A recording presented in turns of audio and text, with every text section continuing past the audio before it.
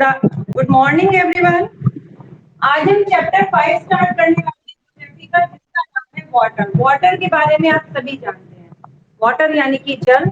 हम अपने डेली इस्तेमाल में भी वाटर का यूज करते हैं ना। वाटर का यूज कई चीजों में किया जाता है, लेकिन अभी आप जैसे बच्चे छोटे हैं, आप वाटर का इस्तेमाल पीने के लिए, नहाने के लिए, ठीक है, कपड़े धोने के लिए। आप देखते हैं घर में डोमेस्टिक पर्पज में वाटर का यूज होता है, और उसके साथ साथ बेटा इंडस्ट्रीज में या इलेक्ट्रिसिटी बनाने में भी हम वाटर का यूज करते हैं।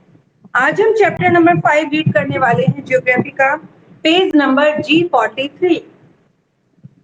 देखिए, out of the 3 constituents of the environment, constituent मतलब होते हैं घटक, पर्यावरण के तीनों घटकों में, मतलब lithosphere, hydrosphere and atmosphere. Biosphere तो तीनों का मिक्सचर है। जो एटमॉस्फेयर के ये 3 घटक हैं, लिथोस्फीयर यानी कि स्थल मंडल, वो लैंड पार्ट जिस पर हम रहते हैं, hydrosphere water part, and atmosphere आपका वायुमंडल, जिसके बारे में हमने अभी चैप्टर नंबर 4 में भी पढ़ा था। ठीक है, hydrosphere has its own special importance. इन सब में से हाइड्रोस्फीयर की अपनी एक बहुत बड़ी इंपॉर्टेंस है। आप सभी को पता है, विदाउट वाटर मानव जो है वो सरवाइव नहीं कर सकता, ऐसे ही विदाउट एटमॉस्फेयर भी नहीं कर पा रहा था। लेकिन वाटर की भी एक बहुत बड़ी अपनी ही एक इंपॉर्टेंस है, आज हम उसके बारे में बात करने वाले हैं। दिस इज बिकॉज, ऐसा क्यों है? इट इज बिलीव्ड, ऐसा माना जाता है, दैट लाइफ ऑन द अर्थ, की पृथ्वी पर जो जीवन है, ओरिजिनेट इन वाटर, वो पानी में ही उत्पन्न हुआ। ऐसा माना जाता है। सबसे पहले जीवन कहाँ पर स्टार्ट हुआ? मानव जीवन जो है या लिविंग बींग्स जो है, सबसे पहले वाटर के अंदर बहुत सारे बहुत सारे जीव रहते हैं वाटर के अंदर, सीज में, ओशंस में। तो सबसे पहले जो जीवन था वो वाटर में ही स्टार्ट हुआ था। Even today, the number of living beings in water bodies are more than that on the land. Even today, यहाँ तक कि आज भी the number of living beings, बहुत सारे जो living beings हैं in water bodies, वो water bodies में रहते हैं, and more than that of the land. जितने प्राणी आप लैंड पर देख रहे हैं, उससे भी ज्यादा लिविंग बींग्स हैं जो वो वाटर बॉडीज में रहते हैं। वाटर इज कंसाइडर्ड मतलब माना जाना। वाटर को माना जाता है to be a vital for life. Vital means important. Water को वाइटल माना जाता है।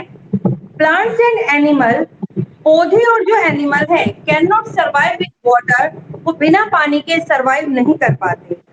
अलोंग विद कार्बन डाइऑक्साइड, और कार्बन डाइऑक्साइड के साथ साथ the water vapour is equally responsible, जल वाष्प भी बराबर के जिम्मेदार हैं, for the regulation of temperature in the atmosphere, वायुमंडल में तापमान के नियमन के लिए। मतलब तापमान कैसा होगा, इंक्रीज होगा या डिक्रीज होगा, गर्मी बढ़ेगी या घटेगी, इसके लिए वाटर वेपर तो कार्बन डाइऑक्साइड तो है ही है, क्योंकि कार्बन डाइऑक्साइड से ग्लोबल वार्मिंग होती है, जिससे कि क्या है, हमारी अर्थ सरफेस का टेम्परेचर बढ़ता है। लेकिन उसके साथ साथ बराबर में ही आपका जो ये है, उसके साथ साथ बराबर ही आपका जो वाटर है वो भी इक्वली रिस्पॉन्सिबल है। Evidently hydrosphere also has influence on the atmosphere. Evidently मतलब निस्संदेह, hydrosphere also has it influence, hydrosphere का अपना एक प्रभाव है ऑन द एटमॉस्फेयर, वायुमंडल पर। अब बात करते हैं distribution of water on the earth. Distribution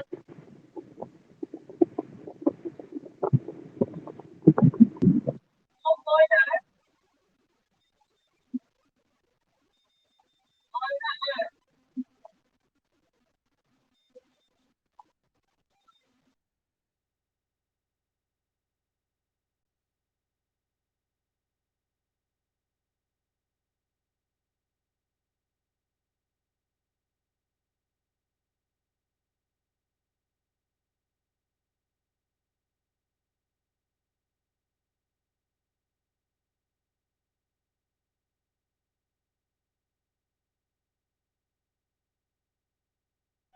बेटा 1 मिनट रुकिए, एक बच्चे का अप्रूवल आ रहा है, मैं उससे उससे क्लास में ले लूँ, रुकिए 1 मिनट रुक जाइए।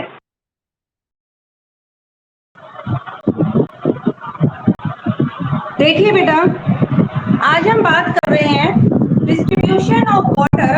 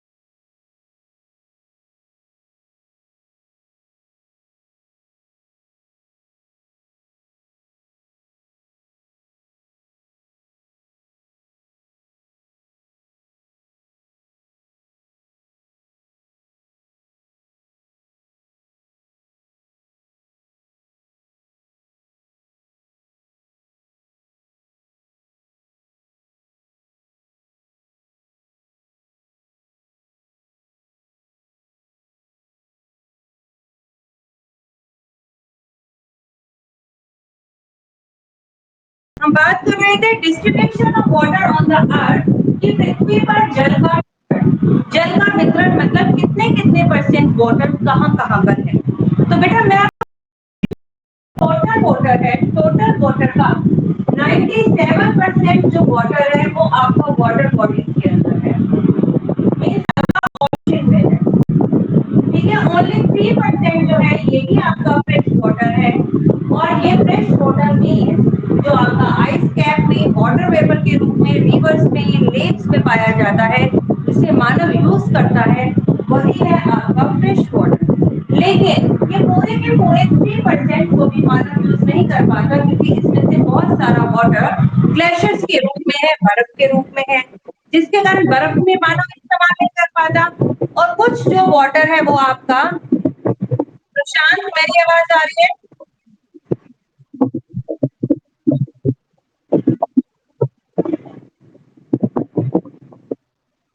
देखिए, जो 3% वाटर है उसमें बेटा माइक बंद कर दीजिए,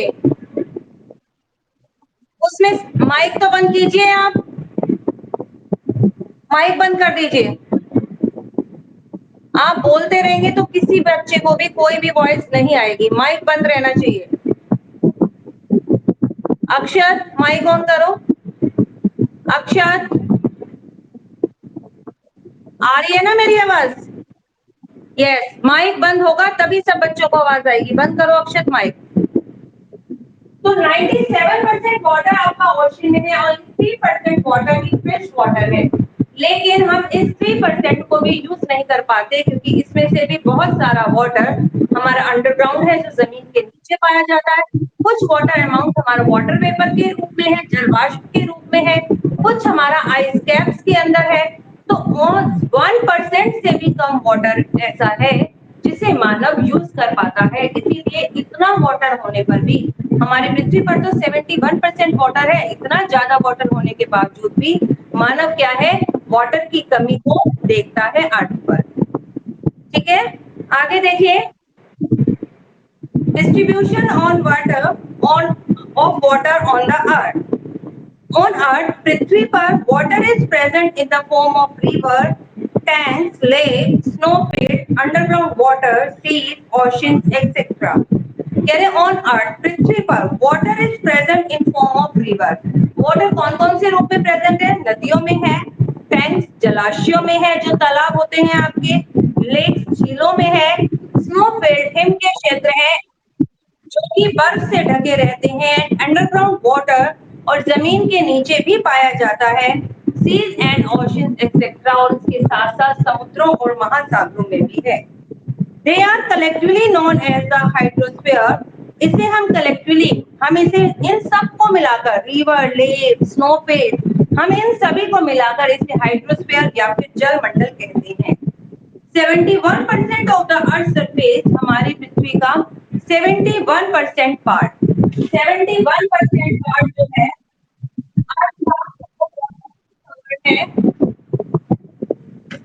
71% पार्ट जो है वो वाटर से कवर है। In the southern hemisphere water area is more, while in the northern hemisphere, यानी इन द साउदर्न हेमिस्फीयर, दक्षिणी जो हेमिस्फीयर है, जो दक्षिणी गोलार्ध है, water is more, while in the northern hemisphere, उसमें जो पानी है नॉर्दर्न हेमिस्फीयर से ज्यादा है। देखिए, जब हमने अपने वर्ल्ड का मैप बनाया था, एक बार हम अपने मैप बनाते हैं वर्ल्ड का, वो देखिए आप,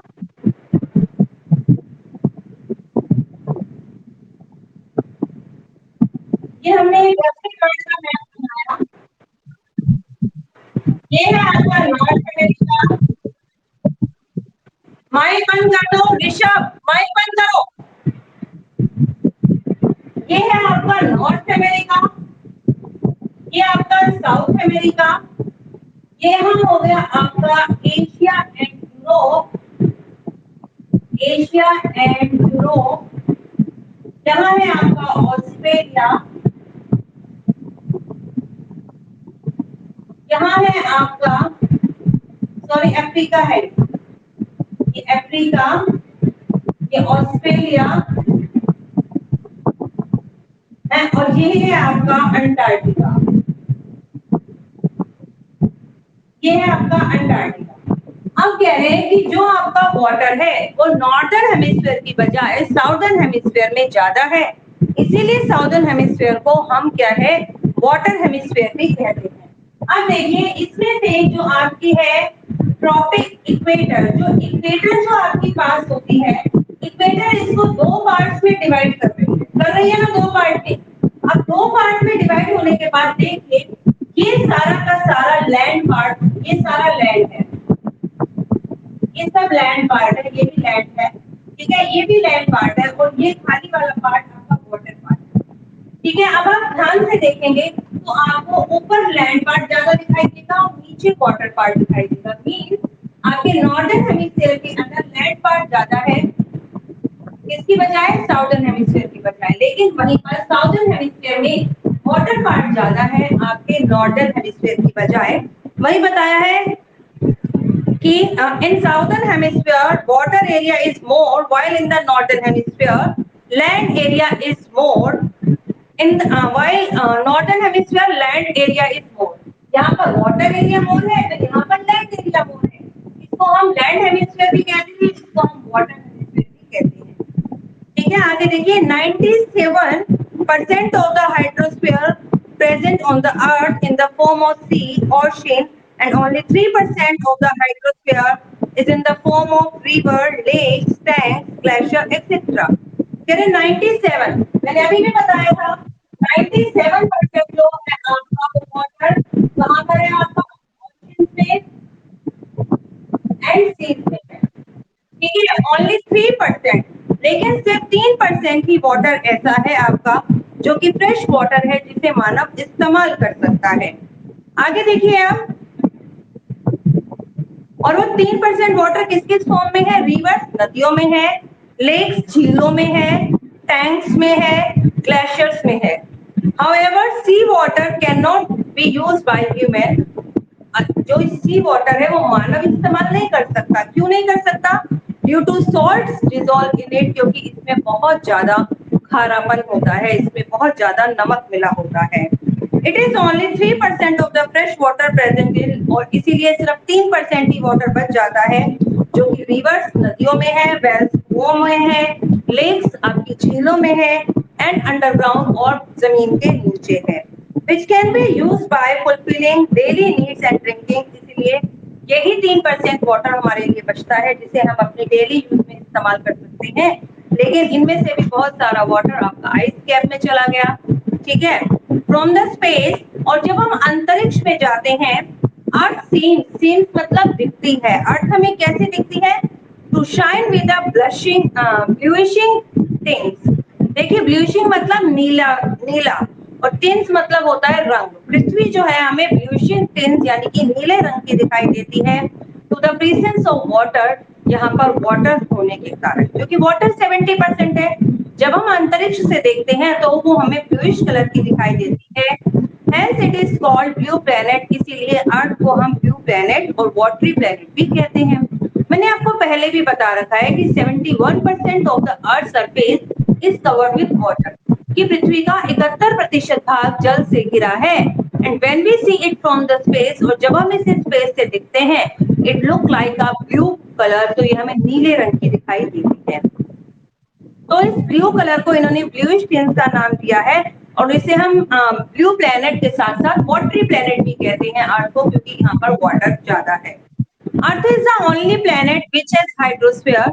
जितने भी प्लैनेट है उनमें से अर्थ ही एक अकेला ऐसा प्लैनेट है जिसमें हाइड्रोस्फीयर है, मींस जिसके अंदर जल मंडल पाया जाता है, वाटर पाया जाता है।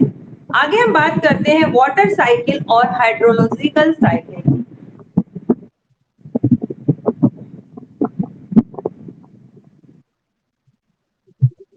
यस,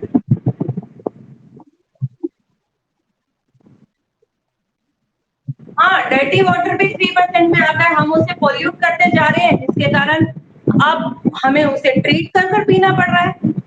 हम उसे क्लीन करते हैं डर्टी वाटर को,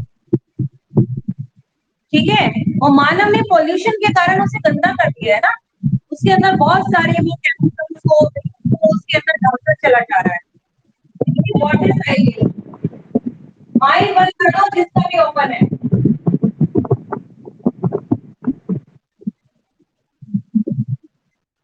देखिए water cycle, the amount of water present on the earth, कि पृथ्वी पर जितना भी वाटर प्रेजेंट है इज बैलेंस्ड, वो संतुलित है due to water cycle, water cycle के कारण। मीन्स क्या होता है, जितना भी पानी है अर्थ पर वो कहीं नहीं गया, कहाँ गया पानी, पानी तो कहीं गया ही नहीं, पानी भाप बनकर उड़ा, बादल बन गए, बादल बनने के बाद वो वापस पृथ्वी पर आ गया। तो ये बैलेंस बना रहता है, जितने वाटर वेपर्स आए उतना ही जल पृथ्वी पर लौट कर आ जाता है। Water cycle is a process, water cycle एक ऐसा प्रोसेस है by which water changes it's form, जिसमें पानी लगातार अपने फॉर्म्स, अपने रूपों को चेंज करता है कॉन्टिन्यूसली, लगातार, एंड सर्कुलेट बिटवीन, और सर्कुलेशन करता रहता है, घूमता रहता है बिटवीन द एटमॉस्फेयर, वायुमंडल के बीच, ओशन एंड लैंड के बीच। कभी वो ओशन में होता है, फिर भाप बनकर एटमॉस्फेयर में चला जाता है, फिर बारिश बनकर या तो वो ओशन में या फिर लैंड पर गिरता है। तो देखिए ये होता क्या है, अगर हम वाटर साइकिल का डायग्राम बनाते हैं, सबसे पहले जो वाटर है हमारा ओशन या सीज के अंदर है, तो ये हो गया आपका वाटर पार्ट, जो आपका रिवर्स भी हो सकती है, ओशन भी हो सकता है। अब यहाँ पर है सन, सन जब राइज हुआ तो सन की हीट के कारण ये जो वाटर है ये जो वाटर है वो वाटर वेपर में चेंज हो गया, मतलब पानी गर्म होकर भाप बनने लगा और वो जल वाष्प के रूप में परिवर्तित हो गया। तो ये क्या हो गया, एवापोरेशन। ये आपका एवापोरेशन हो गया। अब यहाँ आने के बाद ये जो जल वाष्प था ये थोड़ा ठंडा हो गया, ठंडा होने के बाद वो छोटी छोटी वाटर ड्रॉपलेट के अंदर आ गया। अब ये जो छोटी छोटी वाटर ड्रॉपलेट है, जब ये हमें आकाश में तैरती हुई, फ्लोट करती हुई नजर आती है, तो हम इन्हें क्लाउड्स कहते हैं। ये तो था आपका इवापोरेशन, लेकिन ये छोटी छोटी वाटर ड्रॉपलेट में आ गया, इसे हम बोलते हैं कंडेंसेशन। ये है आपका कंडेंसेशन। लेकिन अब ये जो वाटर ड्रॉपलेट ऊपर आपकी एटमॉस्फेयर में फ्लोट कर रही है, जब ये वाटर ड्रॉपलेट धीरे धीरे बड़ी होती है तो हैवी होती चली जाती है और बारिश के रूप में पृथ्वी पर आती है। अब थर्ड पार्ट हो गया इसका, फर्स्ट तो क्या था, ये कैसी फॉर्म में था बेटा, ये लिक्विड था, ये फर्स्ट पार्ट हो गया, ये इसका बी हो गया, ये सी हो गया, और ये इसका डी पार्ट हो गया। वाटर जो घूमकर वापस ओशन के अंदर आ गया, जो साइकिल चलता है, ठीक है। ये आपकी रेन, यहाँ इसे प्रेसिपिटेशन भी बोलते हैं। प्रेसिपिटेशन मतलब वर्षा का होना, रेन, ठीक है, बारिश होना, ओले गिरना, ओलों के साथ बारिश होना, इस फॉर्म में ये वापस वाटर बॉडीज के अंदर आ गया। तो पानी जो है निरंतर घूमता रहता है, कभी ओशन में, कभी एटमॉस्फेयर में, कभी वो लैंड पर भी आता है, कभी वो वाटर बॉडीज पर भी आता है, जहां जहां पर बारिश होती है वहां वहां पर। तो देखिए water enters the atmosphere, water enter करता है एटमॉस्फेयर में थ्रू द इवापोरेशन, इवापोरेशन के द्वारा, मींस जल वाष्प के द्वारा। बेटा माइक बंद रखिए।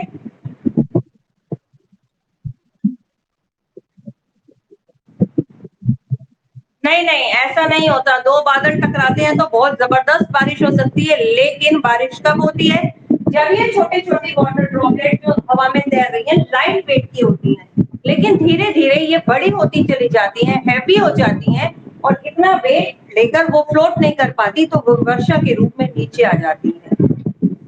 देखिए वाटर एंटर्स द एटमॉस्फेयर, जब पानी एटमॉस्फेयर में एंटर करता है थ्रू द एवापोरेशन, जल वाष्प के द्वारा, and return to the earth, और वापस पृथ्वी पर आता है बाय कंडेंसेशन, उसमें कंडेंसेशन का प्रोसेस भी होता है एंड प्रेसिपिटेशन भी होता है। अब precipitation that fall on the earth, वर्षण जो कि पृथ्वी पर आता है, evaporates and the condensation again fall on the land. मतलब क्या हुआ, प्रेसिपिटेशन बारिश हुई, फिर वापस से इवापोरेशन हुआ, फिर से कंडेंसेशन हुआ, and again fall on the land, फिर से पानी धरती पर आ गया, ठीक है, फिर से इवापोरेशन हुआ, फिर से कंडेंसेशन हुआ, और फिर से वाटर लैंड पर या वाटर बॉडीज में आ गया in the form of precipitation और रेनफॉल, या तो बारिश के रूप में या फिर ओलों के रूप में, ठीक है। दिस साइक्लिक मूवमेंट, ये जो साइकिल चलता चला गया, ये साइकिल रुकेगा नहीं, साइकिल चलता ही चला जाएगा।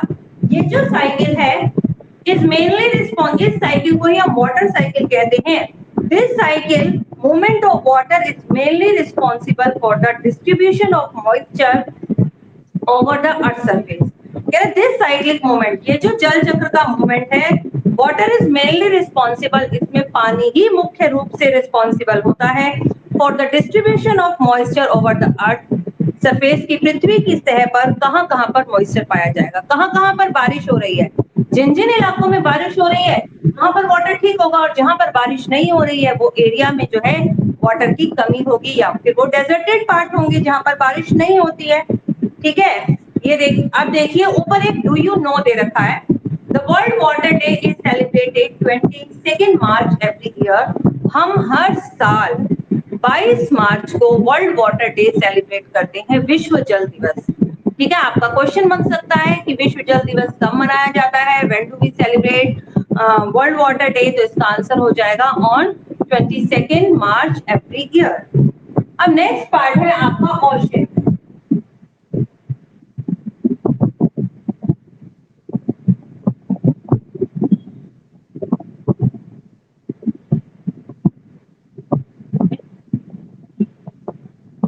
ओशन मीन्स जो आपके महासागर हैं।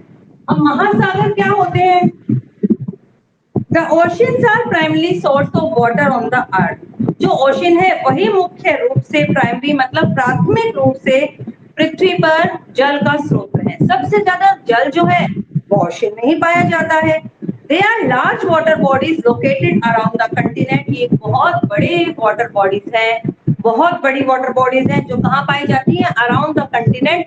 जितने भी महाद्वीप हैं, हमारे 7 कंटिनेंट है, Asia, Europe, Africa, Australia, Antarctica, south America and north America. जितने भी कंटिनेंट है उनके चारों तरफ आपकी वाटर बॉडीज यानी कि ओशंस पाए जाते हैं। द 5 मेजर ओशंस, मुख्य रूप से 5 मेजर ओशंस हैं। तो कौन कौन से हैं? सबसे पहला है आपका पैसिफिक ओशन। पैसिफिक ओशन है। नंबर 2 पर है आपका अटलांटिक, अटलांटिक ओशन। थर्ड है आपका इंडियन ओशन, जो कि आपके इंडिया की नीचे की है, हिंद महासागर कहते हैं इसे। नंबर 4 है आपका आर्कटिक ओशन एंड नंबर 5 है आपका साउदर्न ओशन। अब ये ओशन कहां-कहां पर पाए जाते हैं विश्व में बेटा, वो देखिए। हमने जो अभी एक मैप बनाया था ना, वापस से बना देते हैं। यहाँ हमारा था north America, south America, Asia and Europe, Africa, Australia and Antarctica. ठीक है, ये हमारे कंटिनेंट्स थे।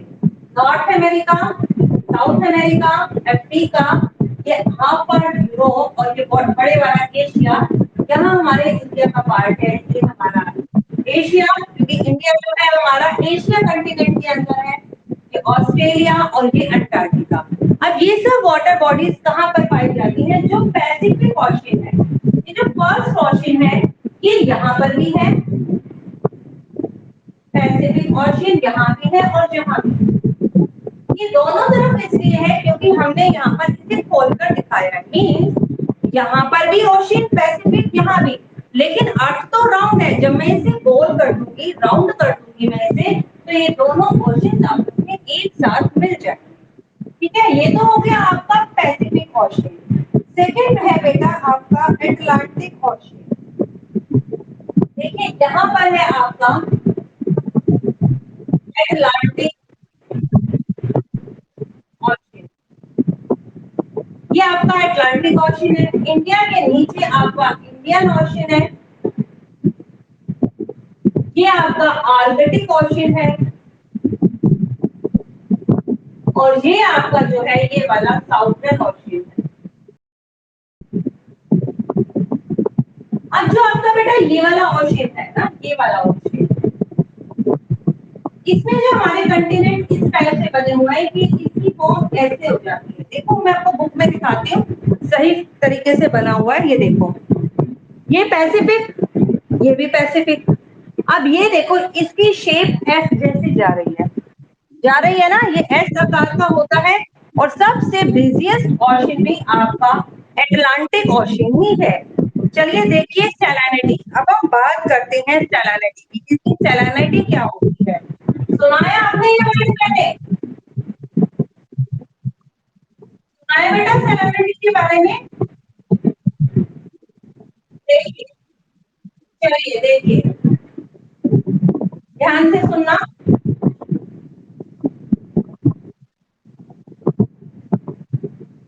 सैलिनिटी मतलब लवणता। आप देखते हैं समुद्र का पानी खारा है, समुद्र में बहुत सारा नमक पाया जाता है, जिसके कारण समुद्र का वाटर कैसा हो जाता है, उसमें लवण मिला होता है, खारा हो जाता है। ठीक है, देखिए the water of the ocean, जो समुद्र का पानी है, जो महासागरों का पानी है, इज सॉल्टी, वो खारा है। While that of river is fresh, जबकि जो नदियों का पानी है वो फ्रेश है, वो मीठा पानी है, हम यूज करते हैं उसे। सी वाटर इज सॉल्टी, समुद्र का पानी खारा है। और सेलाइन मतलब सॉल्टी नमकीन है, और सेलाइन लवण युक्त है, लवण युक्त उसमें नमक मिला है। Due to the presence of salt in water, क्योंकि उसके अंदर बहुत सारा वाटर सॉल्ट है, नमक है। अब नमक आया कहां से, ये भी एक बात है, तो वो भी देखिए। The ocean contain large amount of dissolved mineral matter on which sodium chloride constitute more than 77%. The ocean contains, ocean में शामिल है large amount of dissolved minerals, बहुत सारे खनिज पदार्थ घुले हुए रूप में। ठीक है, जैसे कि सोडियम क्लोराइड शामिल है, कितना, मोर देन 77%। मैग्नीशियम है, कैल्शियम है, पोटेशियम है, are the other important component, ये कुछ और इंपॉर्टेंट कंपोनेंट है which make the sea water saline, क्योंकि इन सब खनिजों का टेस्ट थोड़ा खारा होता है, ये ऐसे नमकीन से होते हैं और ये वाटर में मिले होते हैं। अब ये वाटर में मिलते कैसे हैं वो भी देखिए। The quantity of salt dissolved in the sea water is called salinity, लेकिन जितना भी अमाउंट हमारा सॉल्ट का वाटर के अंदर प्रेजेंट है उसे हम सी की सैलिनिटी बोलते हैं। तो सैलिनिटी की डेफिनेशन क्या हो गई बेटा? The quantity the quantity of salt dissolved dissolved in the ocean dissolved in the ocean water is called salinity. Means quantity of salt, नमक की मात्रा dissolved in the ocean, जो कि ओशन में घुली हुई होती है, ओशन के पानी में, उसे ही हम उसकी सैलिनिटी कहते हैं। नॉर्मल सैलिनिटी, जो औसत सैलिनिटी है, मतलब एक सी की ओशन सैलिनिटी कितनी हो सकती है, कितनी मात्रा में उसमें लवण हो सकता है। नॉर्मल सैलिनिटी है 35 gram of salt dissolved in 1000 gram water. Means हम 1000 ग्राम वाटर ले लें, 1000 ग्राम वाटर मीन्स हमने 1 लीटर पानी ले लिया। 1 लीटर पानी की अब हम सैलिनिटी को चेक कैसे करेंगे, हमने ओशन का 1 लीटर पानी ले लिया और 1 लीटर पानी को हमने बॉईल करना स्टार्ट किया, या फिर हमने उसको सन की लाइट पे रख दिया कि वाटर इवापोरेट हो जाए। ठीक है, लेकिन क्या हुआ, जब हमने उस वाटर को गर्म किया तो पानी तो इवापोरेट हो गया, लेकिन उसके नीचे बहुत सारा नमक बच गया, व्हाइट व्हाइट, क्योंकि नमक तो आपका इवापोरेट नहीं होगा। और हमने उस नमक का वेट किया, अब उस नमक का वेट आया 35 ग्राम, और पानी कितना था, टोटल 1000 ग्राम। तो मतलब औसत सैलिनिटी कितनी हो गई, कोई भी जो नॉर्मल सी है उसमें कम से कम 35 ग्राम सोल्ट तो पाया ही जाता है 1000 ग्राम पानी के अंदर। अब हम पूरे ओशन को तो इवापोरेट नहीं कर देख सकते ना, हम उसमें से 1 लीटर वाटर लेकर हमने उसकी सैलिनिटी को चेक कर लिया, लेकिन सभी ओशन की सैलिनिटी भी सेम नहीं होती है। The presence of salt in the sea due to the rock present in them, कह रहे हैं इसके अंदर सॉल्ट कहां से आया, क्योंकि बहुत सारी चट्टाने हैं समुद्र के अंदर, उन चट्टानों में जो नमक है, जो चट्टानों के पत्थरों के अंदर केमिकल्स हैं, वो धीरे धीरे समुद्र में घुल जाते हैं, and minerals brought by river, और नदियों का पानी जब समुद्र में मिलता है तो वो भी अपने साथ बहुत सारे खनिज पदार्थों को अपने साथ बहाकर लेकर आता है। आपको पता है नदियां बहुत सारे मटेरियल को बहाकर लेकर आती हैं, जिसके कारण वो वाटर तो इवापोरेट होता चला जाता है, लेकिन वो मिनरल समुद्र में ही रह जाते हैं जो समुद्र के पानी को खारा कर देते हैं। Water of all the sea is not equally saline. अब क्या कह रहे हैं, मैंने अभी बताया औसत जो एवरेज सैलिनिटी है वो 35 ग्राम है, इसमें 1000 ग्राम वाटर के अंदर। बट कह रहे हैं ये सैलिनिटी भी इक्वल नहीं है हर एक सी की। The quantity of salt is different each sea. हर एक सी में डिफरेंट टाइप का नमक पाया जाता है। Salinity of the sea is affected by, जो आपकी सैलिनिटी है सी की वो भी अफेक्टेड होती है, वो भी प्रभावित होती है किससे, कि भाई वो ज्यादा है, किसी में 35, किसी में 35 से भी ज्यादा मिलेगा, किसी में 35 से थोड़ा बहुत कम भी हो सकता है। तो कह रहे हैं ये किस पर डिपेंड करता है, एडिशन ऑफ फ्रेश वाटर, कि उसमें कितना फ्रेश वाटर आ रहा है। नदियां अपने साथ फ्रेश वाटर मतलब जो नदियों का पानी जब नदियां समुद्र में मिलती हैं तो अपने पानी को समुद्र में मिला देती हैं। अब जब समुद्र में नदियों का पानी मिलता है तो नदियां अपने साथ साथ फ्रेश वाटर तो लाती ही लाती हैं समुद्र में, और उसके साथ काफी सारे मिनरल्स भी लाती हैं। लेकिन यदि फ्रेश वाटर ज्यादा है तो क्या होता है, जो समुद्र की सैलिनिटी कम हो जाएगी। अब आप देखिए ना, आपने एक कटोरी पानी के अंदर आपने 1 चम्मच नमक डाल दिया, अब आपको वो बहुत ज्यादा खारा लग रहा है, लेकिन हमने उसमें 1 कटोरी पानी और डाल दिया तो उसका नमक कम हो गया। ऐसे ही समुद्र के अंदर जितने मिनरल्स हैं, नदियां अगर फ्रेश वाटर को ज्यादा लेकर आती हैं तो समुद्र की सैलिनिटी कम हो सकती है। लेकिन नदियां यदि फ्रेश वाटर कम लाती हैं, नदियां फ्रेश वाटर तो कम ला रही हैं, लेकिन वाटर इवापोरेट बहुत ज्यादा हो रहा है, वाष्पित ज्यादा हो रहा है, समुद्र में से पानी भाप के रूप में उड़ता चला जा रहा है, तो इसका मतलब समुद्र में पानी कम होता जा रहा है, लेकिन नमक का अमाउंट तो उतना ही है और नदियां भी अपने साथ लेकर आ रही हैं, जिसके कारण उसकी सैलिनिटी बढ़ती चली जाती है। तो एडिशन ऑफ फ्रेश वाटर बहुत ज्यादा डिपेंड करता है। उसके साथ है रेट ऑफ इवापोरेशन, मतलब कितना वाटर इवापोरेट हो रहा है, क्या जितना वाटर इवापोरेट हो रहा है उतना ही वाटर रिवर लेकर आ रही है या नहीं। अगर रिवर उससे कम वाटर ला रही है तो उसकी सैलिनिटी बढ़ जाती है। एंड ओशन करंट, और ओशन करंट भी डिपेंड करते हैं कि क्या होता है। ओशन करंट क्या है, जल धाराएं हैं। ओशन करंट भी 2 टाइप के होते हैं, या तो कोल्ड ओशन करंट होते हैं या फिर वार्म ओशन करंट होते हैं। समुद्र का वाटर जो है कॉन्स्टेंटली एक निश्चित डायरेक्शन में बहता रहता है, या तो पानी इक्वेटर से पोल की तरफ जाता है, या पानी इक्वेटर से इक्वेटर से पोल की तरफ जाएगा, या पोल से इक्वेटर की तरफ आएगा। जब इक्वेटर से पोल की तरफ जाता है वो जलधाराएं गर्म होती हैं, तो वो आपके वार्म कोल्ड करंट है। जबकि वाटर पोल से इक्वेटर की तरफ आता है तो वो ठंडी जलधाराएं होती हैं। ठीक है, आगे देखिए। Salinity of seas remain low where rivers continue to pour fresh water large quantities. कह रहे salinity of those seas remain low. उन समुद्रों की salinity कम होती है, वो समुद्रों का पानी कम खारा होता है, where जहां पर river continue to pour मतलब उड़ेलना, डालना, मिलाना, जहां पर नदियां लगातार फ्रेश वाटर को बड़ी मात्रा में समुद्र में मिलाती रहती हैं। पानी ज्यादा मिलता रहता है, इवापोरेशन कम हो रहा है, इसीलिए वहां समुद्र की सैलिनिटी कम हो जाती है। In the south of India, और भारत के यदि हम साउथ ऑफ इंडिया में जाएं, मतलब भारत के जो दक्षिणी राज्य हैं जैसे कि आपका केरल है, तमिलनाडु है, there is a bay of Bengal on one side, तो उसमें एक तरफ आप देखेंगे आपकी बे ऑफ बंगाल है and Arabian sea on another side, और दूसरी तरफ आपका अरेबियन सी यानी कि अरब सागर है। आउट ऑफ टू, अगर हम इन दोनों का ही कंपैरिजन करें, salinity of Arabian sea is higher, जो अरेबियन सी की सैलिनिटी है वो ज्यादा है। कैन यू टेल व्हाई, कोई बता सकता है बेटा मुझे। एक तरफ अरेबियन सी, एक तरफ बे ऑफ बंगाल, इन दोनों की सैलिनिटी क्यों डिफर है, बताइए। दोनों ही, एक इंडिया के इस तरफ, एक इंडिया के इस तरफ। अब पानी में जो सैलिनिटी है, जो वाटर का अमाउंट है जो कि इन दोनों सीज में डिसॉल्व हो रहा है, वो क्यों डिफर है। एनीवन, कोई बताएगा। आप इस क्वेश्चन के आंसर को फाइंड आउट कर कर रखना।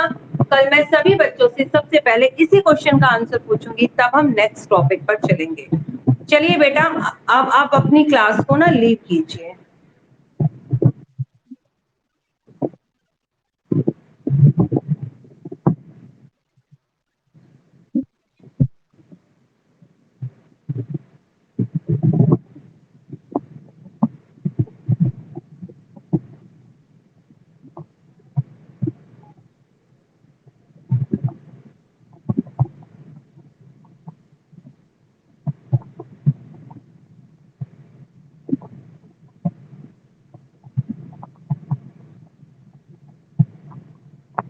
लीव करो बेटे, अंशिका, सागर, ऋषभ, आशु, लीव करो,